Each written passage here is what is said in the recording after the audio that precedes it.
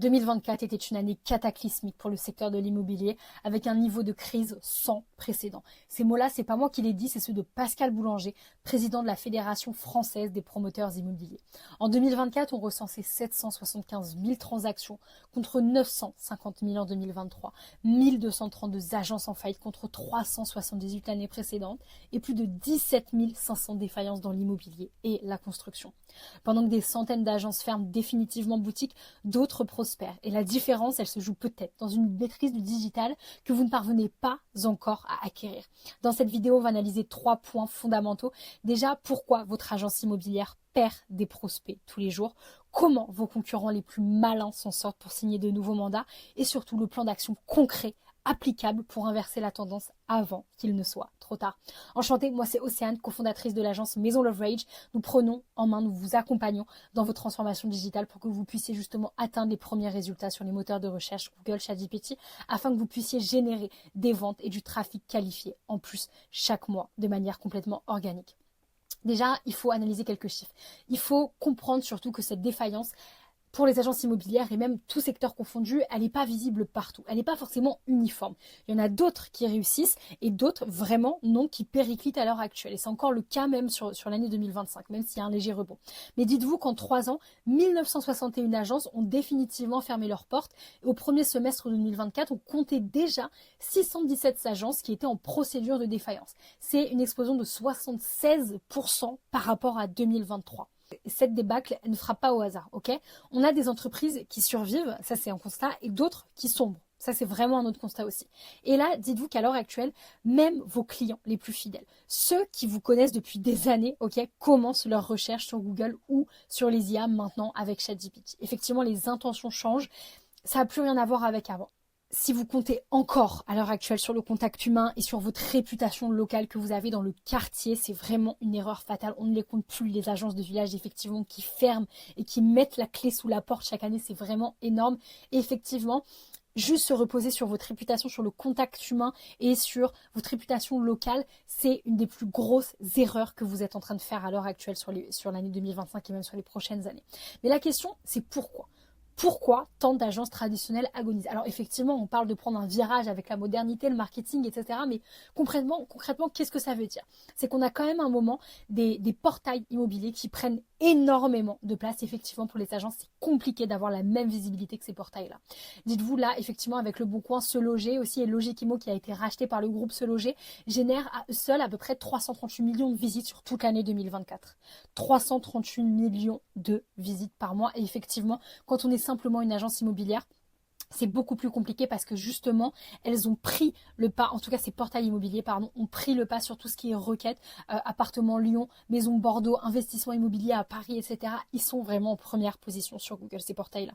Et donc effectivement, en tant qu'agence immobilière, vous voyez que ça tâtonne juste ici, mais il y a quand même un gros écart, mais ce n'est pas non plus insurmontable, indomptable, d'accord? 76 millions de visites SEO pour les agences, 28 millions de visites pour les courtiers, 13 millions pour les néo-agences et 8 millions pour les promoteurs immobiliers à l'heure actuelle, ok? Mais alors, la question en tant qu'agence immobilière, déjà pour comprendre justement comment réussir à prendre ce virage-là, comment réussir à faire plus de ventes, à signer plus de contrats, plus de mandats, il faut comprendre déjà la réalité économique d'une agence immobilière, qui dépend effectivement de plein de facteurs. Déjà, c'est en fonction du lieu où vous êtes. Donc effectivement, vous allez avoir des charges fixes, que ce soit votre local, l'aménagement, toutes ces charges vraiment locales, le matériel informatique, le logiciel que vous allez avoir, des frais administratifs et légaux et aussi votre trésorerie de sécurité. En fait, une agence immobilière à l'heure actuelle, elle doit impérativement réaliser un volume minimum de transactions pour couvrir ses coûts indépendamment de l'activité du marché. Et ça, c'est vraiment une réalité économique qui est hyper compliquée parce que les revenus déjà des agences immobilières dépendent uniquement des commissions sur les transactions, entre 8 et 10%. Quand on arrive à avoir un client, déjà le parcours d'achat est vraiment beaucoup plus long et effectivement, on n'est pas souvent sûr justement de pouvoir réaliser un contrat ou un deal avec le client. On est sur un processus qui est beaucoup plus compliqué. Et donc effectivement, quand vous faites vos comptes, en moyenne, une agence immobilière génère 280 000 euros par an de chiffre d'affaires et surtout c'est des transactions. C'est un chiffre d'affaires qui est hyper variable et qui peut vraiment chuter d'une année à l'autre. Et dans ce climat tendu, le coût par acquisition en fait prend une dimension complètement critique. On est sur un cycle de vente qui est mais beaucoup plus long, où il y a beaucoup de comparaisons, que ce soit pour de l'achat, de la location. Et maintenant vous vous posez la question, mais concrètement, Qu'est-ce que je fais? Que faire? Et là, vous vous dites peut-être, ok, peut-être que je peux me lancer et je peux faire des ads, du Google Ads. Ok, vous allez plutôt vous concentrer sur ce canal d'acquisition qui est plutôt traditionnel, qui est plutôt connu, effectivement. Quand on pense justement à la publicité, à une stratégie de marketing, on va très souvent penser à Google Ads.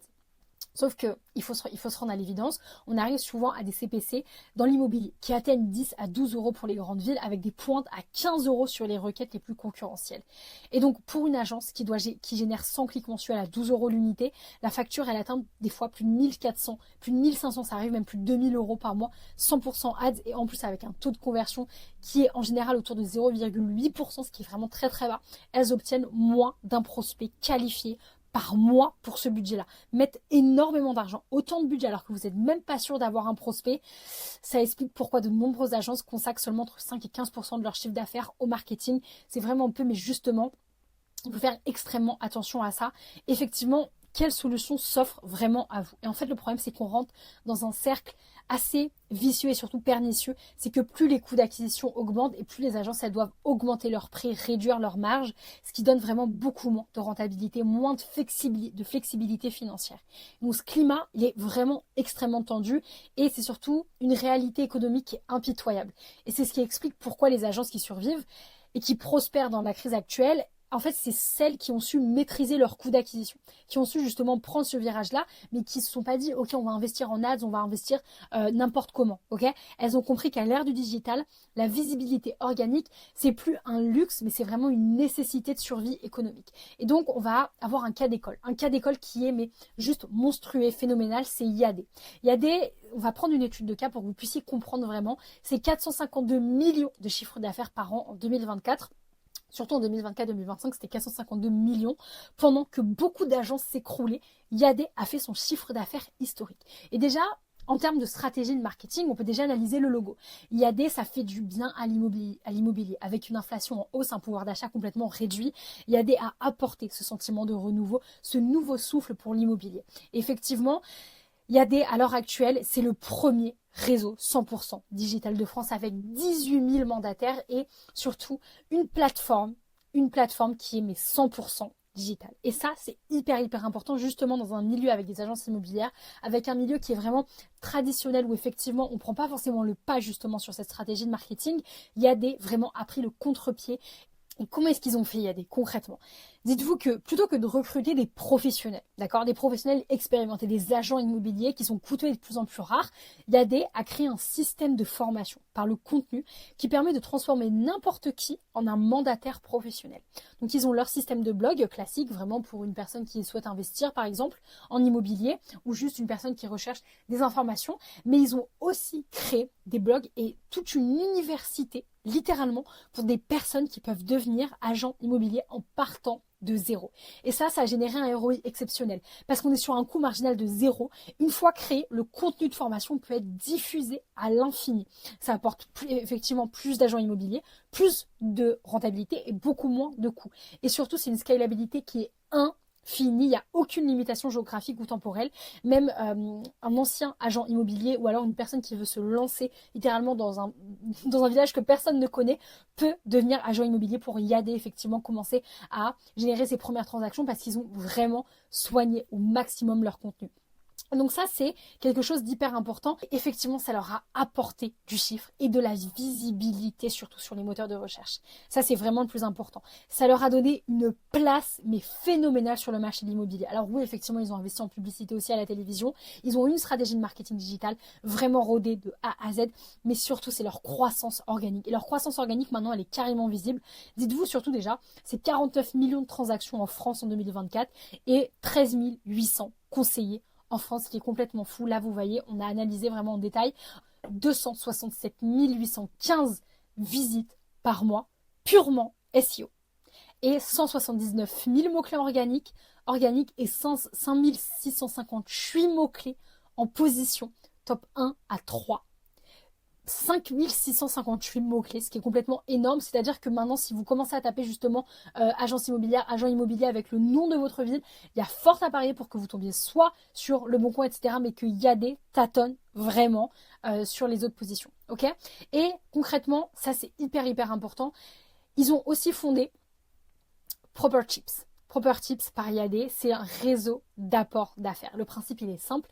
Vous avez un voisin qui s'inscrit par exemple sur l'application Proper Tips. Il recommande une maison à vendre à un conseiller IAD et si la vente se fait, le voisin gagne une commission. Ça, c'est complètement phénoménal. Ça n'a jamais été vu sur le marché. En tout cas, ça n'a pas été mis en avant de cette manière-là. IAD l'a fait, Proper Tips, du coup, par le groupe IAD l'a fait. 975 000 personnes cherchent activement des biens à vendre pour IAD. 975 000 personnes qui cherchent des biens pour IAD. Pour IAD. C'est complètement fou. C'est même pas pour eux en tant qu'agent immobilier, c'est pour IAD parce qu'ils savent très bien qu'ils vont prendre une commission derrière. C'est une agence qui repose sur le volume, oui, mais surtout sur la qualité du trafic organique. C'est-à-dire qu'ils ont vraiment soigné toute leur stratégie de contenu, toute leur stratégie de croissance organique pour faire en sorte que justement, on n'ait que du trafic qualifié et surtout que ce soit en masse. Et c'est une des plus grosses problématiques justement des agences immobilières et du secteur de l'immobilier depuis les dernières années, depuis 2024-2025. Là, ça va un peu mieux, mais c'est vraiment comment est-ce que vous allez faire pour avoir plus de trafic et du trafic qualifié surtout. Comment est-ce que vous allez vous y prendre? Les ads, effectivement, c'est de plus en plus compliqué. IAD a vraiment pris le pas, effectivement, de soigner aux petits oignons sa croissance organique.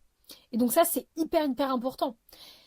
Et donc maintenant, comment ça marche concrètement? Un vendeur potentiel, il va taper estimation maison gratuite sur Google, il va tomber sur IAD France, il va faire son estimation gratuitement.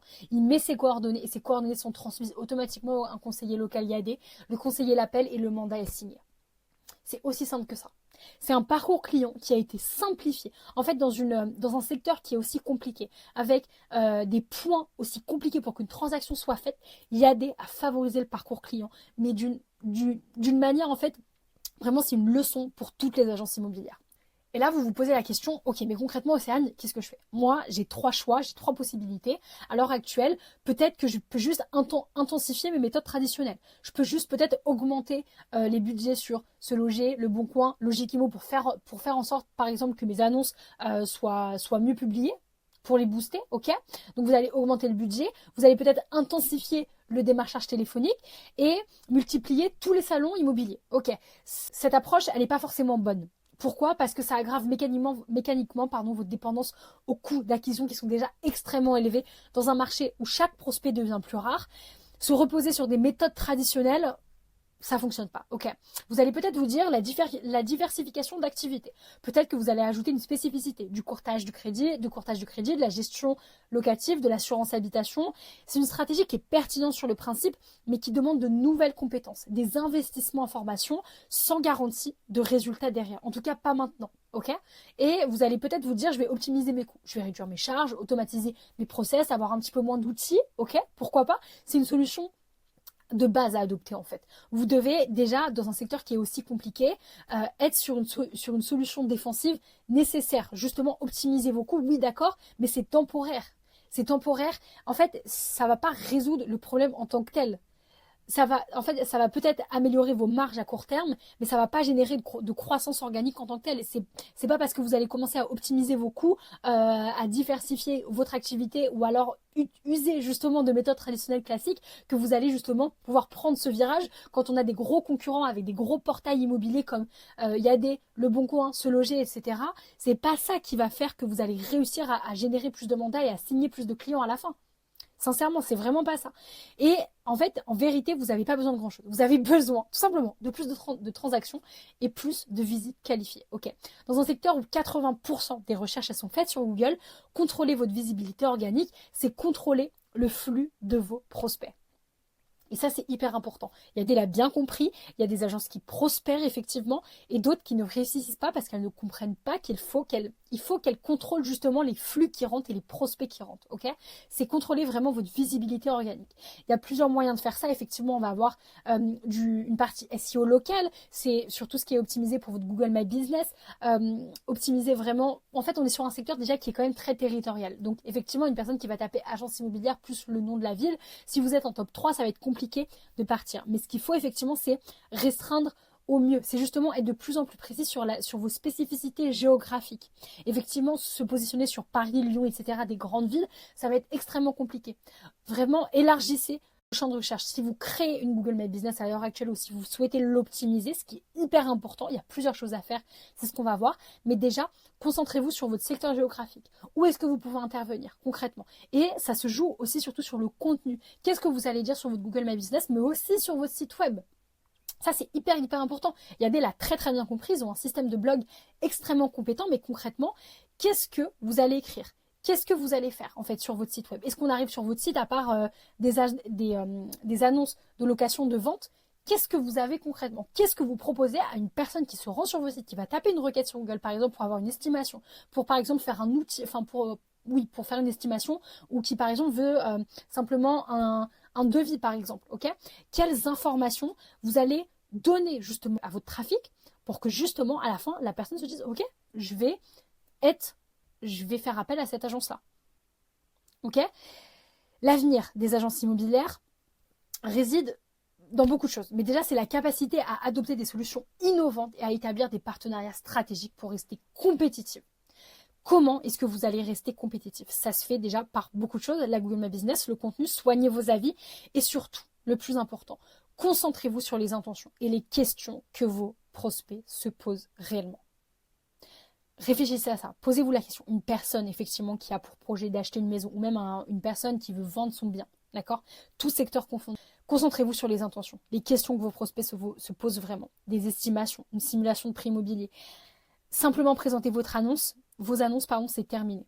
C'est terminé, ça ne fonctionne plus. Et c'est ce que je vois vraiment sur les 3/4 des sites que j'audite à l'heure actuelle. Avec notre agence, on voit systématiquement des agences immobilières qui se contentent seulement d'avoir une page, nos annonces, hop, une ribambelle d'annonces et débrouillez-vous. Ou alors, après évidemment, prendre contact. Ok, d'accord, on va avoir des pages qui vont peut-être être un petit peu optimisées. Ok, optimisé, on va peut-être avoir quelques informations, mais par exemple, comment est-ce que je vais savoir si je vais pouvoir acheter ce bien? Combien est-ce que ça va me coûter si je veux louer ce bien? Par exemple, si je veux mettre en location ce bien, est-ce que j'ai un outil qui me permet d'avoir une simulation gratuite? Peut-être que je vais pouvoir prendre contact avec vous plus rapidement. C'est vraiment tous ces aspects-là. Qu'est-ce que vous allez réellement mettre en place pour vos clients pour faire en sorte de capter un maximum de personnes et surtout faire en sorte de qualifier à terme justement ces visites-là? Ça, c'est le plus important. Google et même toutes les IA en général aiment des sites qui répondent parfaitement à la requête qui est tapée. Ça, c'est le plus important. Si à l'heure actuelle, votre site web ne répond pas à la requête qui est tapée par l'utilisateur, et en fait, c'est juste si vous n'apparaissez pas en tant que tel. Comment est-ce que vous allez pouvoir justement apparaître déjà si vous ne répondez pas à la question sur votre site web et si en plus de ça, vous y répondez mal et vous ne donnez aucune information? Vous avez besoin de plus de transactions et plus de visites qualifiées. Commencez par penser à vos visiteurs. C'est le plus important. Si vous voulez justement qu'on analyse votre agence immobilière, votre stratégie mise en place concrètement, vous pouvez réserver un lien dans le calendrier, c'est vraiment en description. On pourra analyser votre stratégie SEO. Qu'est-ce que vous avez mis en place à l'heure actuelle? On sera en mesure de vous fournir une roadmap sur les 6-12 prochains mois justement pour que vous puissiez prendre ce cap, prendre ce virage dans un écosystème qui est de plus en plus concurrentiel, avoir une stratégie de marketing digital et surtout se concentrer sur une croissance organique comme l'a fait IAD justement, c'est vraiment hyper important. Donc n'hésitez pas à prendre un rendez-vous. On se voit de l'autre côté et à bientôt, c'était aussi.